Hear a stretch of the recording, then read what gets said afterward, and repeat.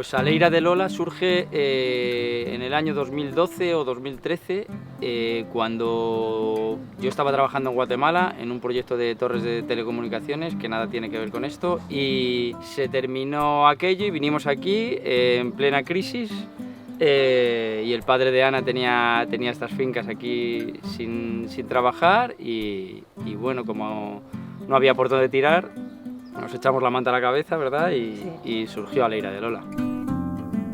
La idea surge para dar servicio al cliente particular, sobre todo, digamos, de aquí de la zona.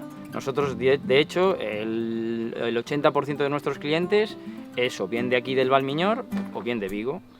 ¿Vale? Eso no quita que nosotros, pues al final también, después de mucho probar y tal, podemos sacar cestas a cualquier parte de España. Únicamente hacemos cestas de producto cerrado.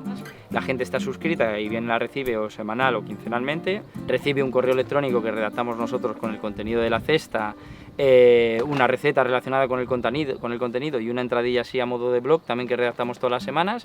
Eso lo reciben los viernes y el martes o el miércoles, en función de dónde esté, de dónde viva, recibe la cesta. Bueno, también vendemos a tendas especializadas en productos ecológicos, tanto en Vigo como en Nigrán. La ventaja que tiene de trabajar con comercio local es que esto, digamos que es una rueda que se retroalimenta.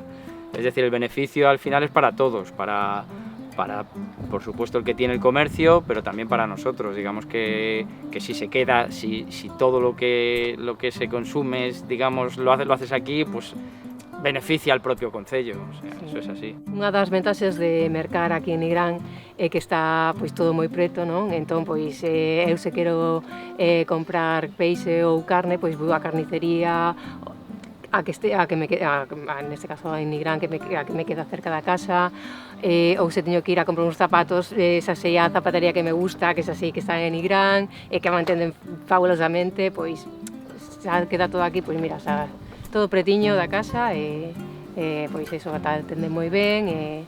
Y la gente de Nigrán, claro. Sí. Yo como madrileño que soy, lo que más me gusta de tener el negocio en Nigrán es lo que se ve ya desde aquí mismo, que es tener el mar cerca, y bueno, la libertad de vivir también en un sitio, en un entorno así que no es una ciudad propiamente dicho, eso para mí. Eu son de mercar en Nigrán. E ti, de que ves sendo?